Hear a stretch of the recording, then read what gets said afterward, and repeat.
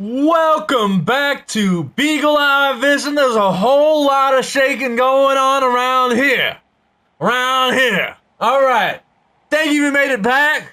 The subscribers slowly just keep going up every week. I just get more and more subscribers. I'm almost at 150 subscribers. It's very exciting.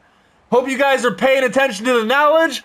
Last time I checked on Boston, the Boston Celtics were up ahead versus the Mavericks in the third quarter. So I'm just going to go ahead and keep grinding, keep producing this amazing content for you guys.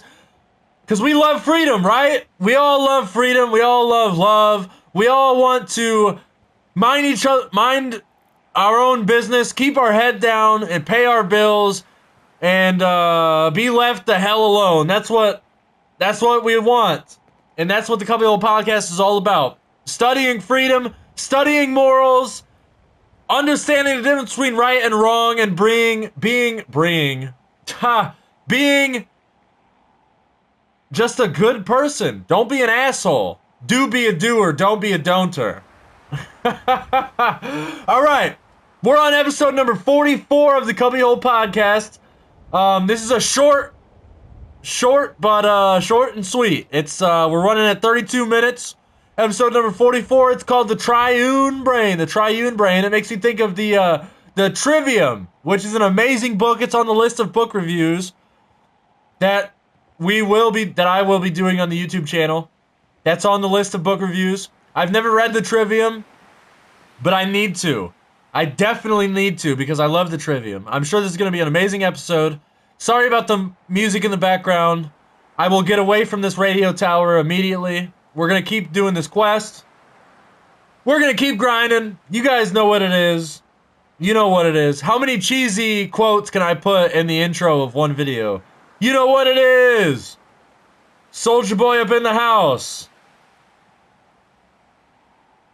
Death to communism. All right, I'm out. Let's run it. Thank you for choosing Beagle Eye Visions. Hanging out with Squirt Dog. Gonna roam around the wasteland.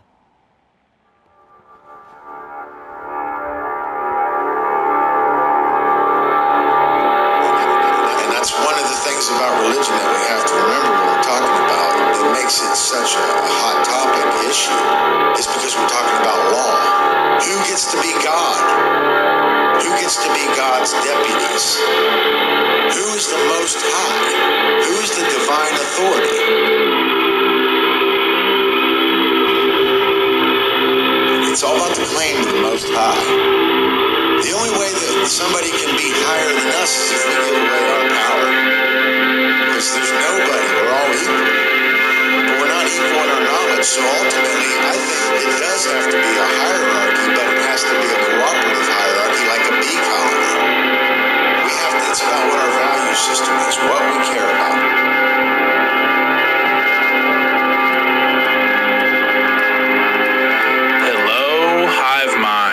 Today is May 20th, 2020. I am your host, Nate Cap. Welcome to the 44th CubbyWhole podcast, where important topics are unveiled, discussed, and tested. Our website is cubbyhole.com. That's CubbyWhole.com. Today, I'm going to give a little recap on the Seed 4 Growth Conference that just took place last Friday and Saturday, May 14th through the 15th.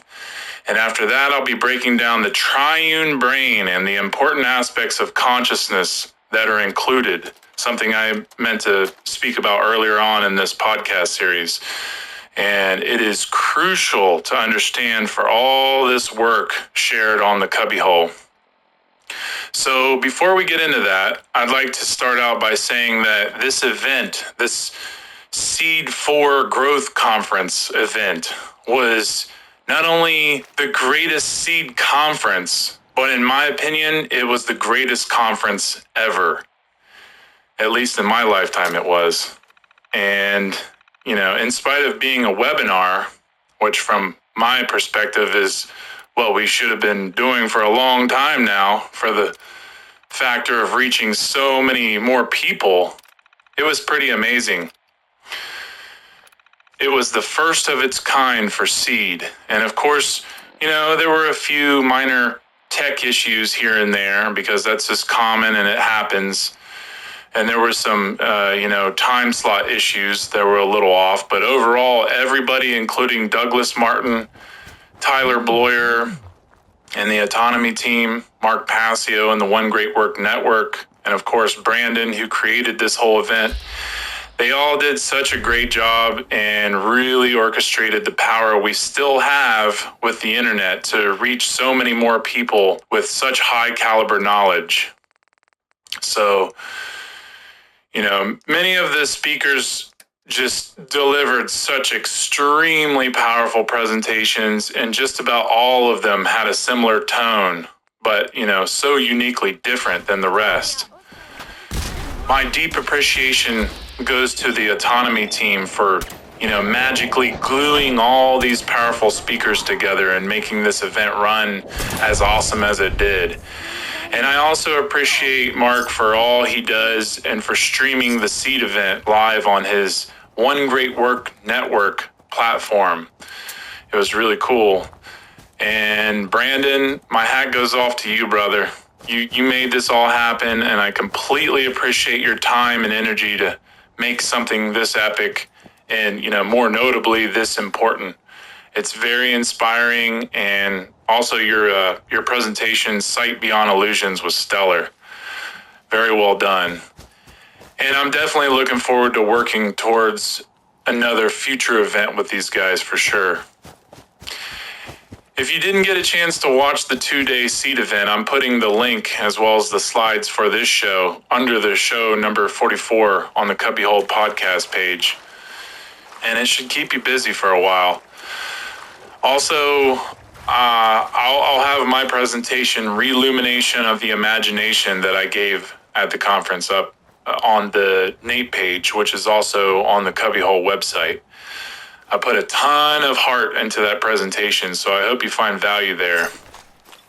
Okay, I'm going to dive right into the topic for today, the triune brain.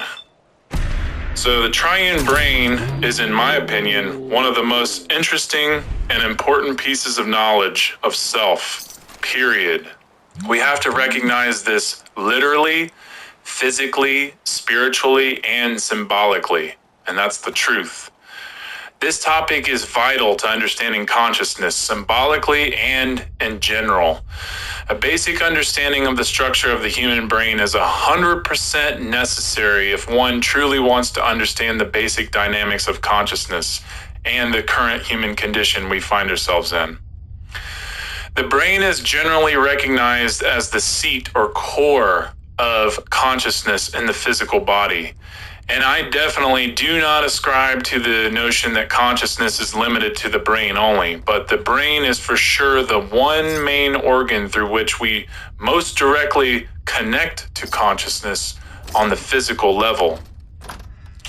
The way in which we express ourselves while in physical form has a threefold nature, which is our thoughts, our emotions, and our actions. So just as our consciousness itself has a 3-in-1 nature, so does our human brain. The hypothesis of a threefold triune brain was formulated in the modern era by American neuroscientist Paul MacLean, who correlated human behavioral manifestations with the physiological structures found naturally in the brain. His research led to the establishment of a concept known as the triune brain. The triune brain model shows that what we generally think of as the human brain is actually 3 complexes, or 3 smaller brains that work together as one in order to provide the functions necessary for human survival and expression. So a 3-in-1 brain structure. There are 3 complexes. The first of these is the oldest in terms of its evolutionary development. It is the deepest section of the brain located underneath the larger brain mass. And what I'm talking about is the R complex. This part of the brain is comprised of the brainstem and the cerebellum. The R stands for reptile, so the reptile complex. This section of the brain has been nicknamed the reptile brain due to the fact that the behavioral traits for which it is responsible for are most often observed in and associated with, you guessed it, reptiles. These include pure survival instinct, direct stimulus response, fight or flight response, competition, compulsiveness, rigidness, aggression, domination, being paranoid, repetition, ritual, and the desire to hoard resources. And we can look at the R complex as being responsible for all core tasks, above all, self-preservation. It's also known as the mechanical mind, the lowest part of the brain, which is the oldest, the R complex, reptilian complex, the reptile brain, which has to do with motor skills. This is coming from the brainstem area, our cerebellum, which governs motor skills. So what makes our limbs move? It's our fight or flight mechanism. It's the survival part of our brain. And when under stressful situations, the heart pumps blood away from the torso and the head. So no oxygenated blood flowing to the brain or torso. And this means blood has to go to the areas where the body can, fight off other beings. Like it goes to the arms and legs, which become our weapons to defend ourselves or to be able to, run away. And in the modern world, we're mostly under lots of stress. So we are staying and living in this reptile consciousness most of the time due to stress. And there's a really great allegorical film that came out about 5 or so years ago called The Shape of Water that I feel really captures the triune brain, especially the R complex. It's totally worth studying, and it's a very awesome movie. And also, without, giving too much more away about it, it's important to note that the main character is an amphibian man, and that's something we should all be thinking when studying the triune brain is zootypes or animalistic behaviors in nature. So, for instance, we can relate our reptile part of our brain to that of an alligator or lizard. And I'm going to, further explain what I mean by this. But, let's continue on to the next part of the brain. The second complex of the triune brain is the limbic system. It is also called the mammal brain because it seems to have developed significantly later in biological evolution after the reptilian R complex. And it sits on top of the R complex, just above the brainstem and the cerebellum. The limbic brain includes the hippocampus, the hypothalamus, and the amygdala, which are the functions of this system that generate and regulate the flow of chemicals and chemical interactions that create our emotions. Emotions are a common mammal trait that is generally lacking in most reptiles and lower animals. Reptiles feel pain and undergo basic stimulus response, but they don't show any emotional reactions such as joy and sadness and empathy and, so on and so forth.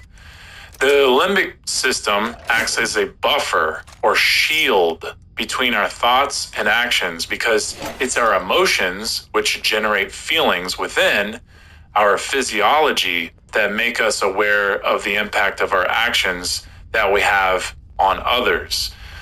It is the evaluating function, the place of our brain valued judgments while determining whether we feel positive or negative towards something and adjusting our attention correctly to that. This area of the brain typically subordinates thinking to feeling.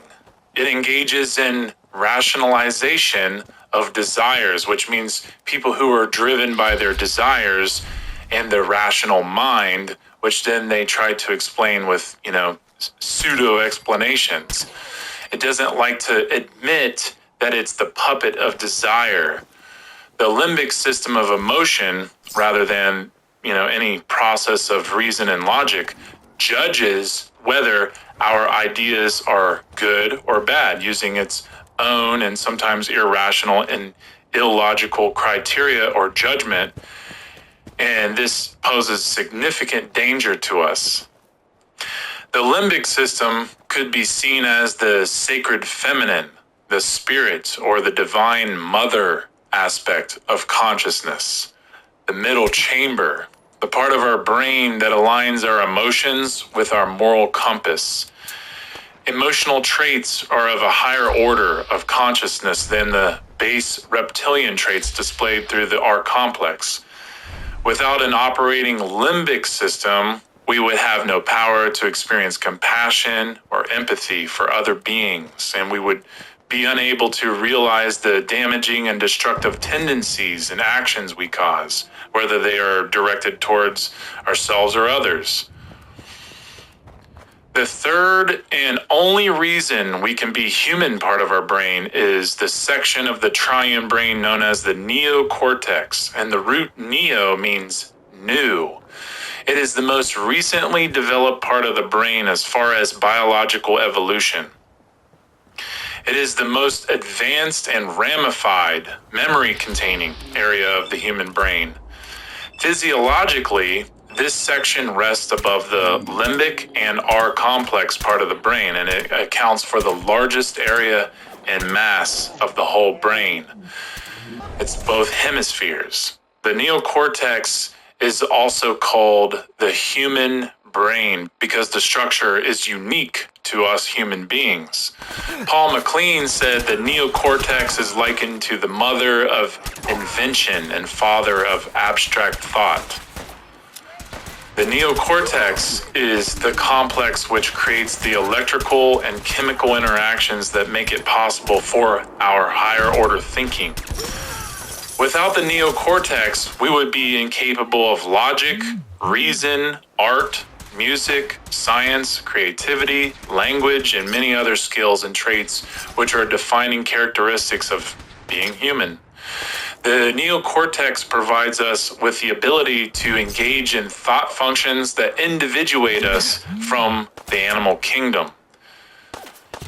And here's an allegorical quote by the great Albert Churchward. He says, "Reason is the glory of human nature and one of the chief eminences whereon we are raised above our fellow creatures in the lower world." See, if we look at Darwin's evolution theory as an allegory rather than literal, we'll be met with revealing evolution in consciousness rather than biology only, which I actually don't ascribe to. But the point is, if we start to allegorically see zootypes and understand totemic sociology, then we start to learn the spiritual world of self. We start to understand aspects of consciousness through learning the elemental powers in nature. All zootypes can be looked at as corresponding aspects of self, and our ancient brethren can teach us if we're ready to listen. So we have the lower part of our brain, which is the R complex, and then the middle or midbrain, which is the limbic system, and then the neocortex, the higher order thinking, upper part of our brain. These three brains correspond to three expressions, which is thoughts, emotions, and actions, which I'm going to explain shortly after this symbolic breakdown. So thoughts can be seen symbolically as the father, creator, and mind principle. Then the emotion, which is the mother, spirit, and sacred feminine principle. And then your divine male child, which is actions, which is the manifested behavior. So first, thoughts, which is the creator aspect, meaning the universe is mental. Second is emotions, which is the internal expression through how we feel, thoughts coming to the body and then expressed through our emotions, which is the sacred feminine. And then actions, which is the behavior. And this is the sacred masculine or divine male principle. Now, when it comes to the individual unit of consciousness or monad of consciousness, there are basically three expressions of consciousness that can express itself within the reality that we live in. We experience three manifested forms of consciousness, and this is how we make ourselves known to other people, to each other. And these three expressions are our thoughts, our emotions, and our actions. Thoughts can be looked at as the primary expression of consciousness. Complex executor system. A top-down control structure that's built into the minds of society, which holds most people in a left-brained reptile fight-or-flight consciousness. Basically, the most efficient way to keep control of everyone's minds by constantly playing with their emotions to keep them confused and in total fear. And this keeps them divided amongst themselves, which dominators feast on like crazy. And you know, as long as people don't find a way to align their thoughts, emotions, and actions and live in accord to natural law, they will forever remain enslaved. I'm going to read a quote out of the Kybalion by the three initiates. The half-wise, recognizing the comparative unreality of the universe, imagine that they may defy its laws, uppercase laws. Such are vain and presumptuous fools, and they are broken against the rocks and torn asunder by the elements by reason of their folly. The truly wise, knowing the nature of the universe, use uppercase law against lowercase laws, the higher against the lower, and by the art of alchemy transmute that which is undesirable into that which is worthy, and thus triumph. Mastery consists not in abnormal dreams, visions, and fantastic imaginings or living, but in using the higher forces against the lower, escaping the planes of the lower planes by vibrating on the higher. Transmutation, not presumptuous denial, is the weapon of the master. So I'm going to end on that note, and that is all we have today, guys. So I hope you found clarity and value in this show today, and you can find more shows, presentations, and news at CubbyWhole.com. Also, please make sure to keep your eyes out for the next show, as I'll be going further into the methods of manipulation, especially elaborating on chaos sorcery. And as for now, a new show comes out every Friday at 12 p.m. Pacific time, so stay tuned for more. And if you have any questions regarding the topics for this show or any other shows, please email us at cubbyhole@mail.com. That's cubbyhole@mail.com. Also, any donations are appreciated, as anything that's given will go directly to the CubbyWhole website. Just hit the donation button on the website and it's set up pretty easy to operate from there. And thanks to those who have donated so far. It's very much appreciated. Okay, guys, I'm your host, Nate Cap. Thank you for listening. And remember, do no harm, defend truth, and keep transcending dogma.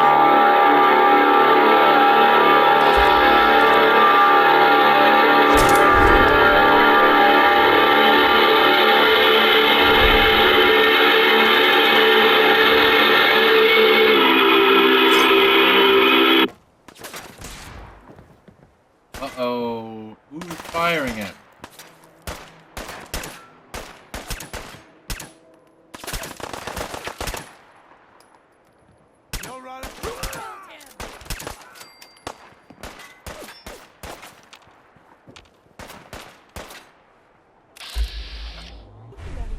Supposed to be the greatest threat of Need some cover fire. What you got left in you?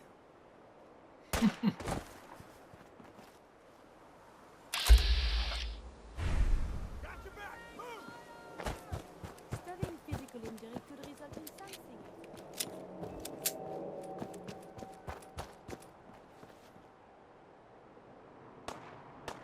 All right. right, another amazing episode. Wow, that episode was very dense. There was a lot of content, a lot to try to process with your triune brain on that episode. That was a really good one.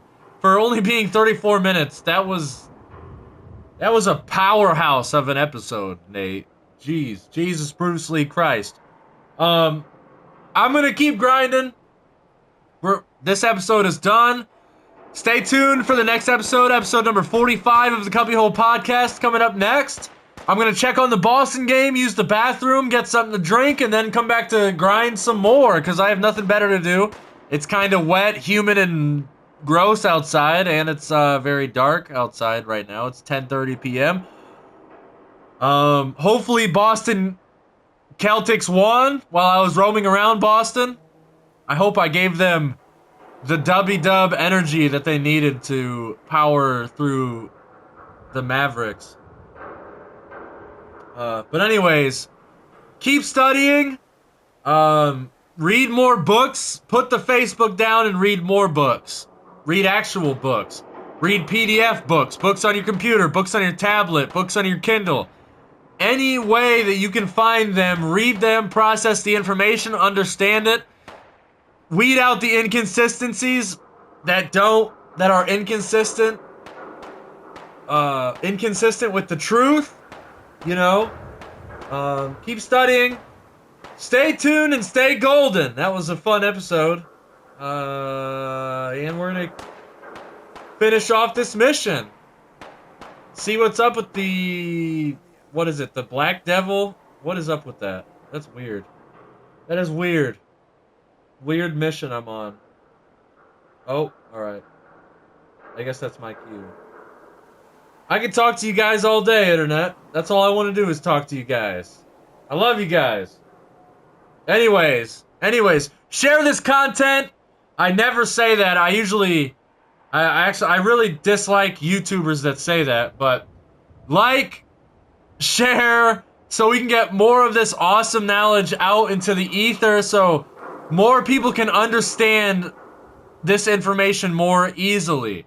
If we all understood this information, and we all took this information, and while we were having dinner, if we all talked about these things, you know, talked about aspects of the brain, talk about natural law, talk about morals, anything, any of these high frequency subjects that we're hitting on this YouTube channel and the CubbyWhole podcast that they hit on. Talk about these things, and then they're easier to understand. You're not going to understand natural law overnight. Sorry, that's just not the way that it works. Yeah. Alright, so, thanks again if you made it this far. Stay tuned, stay golden, stick around for the next episode.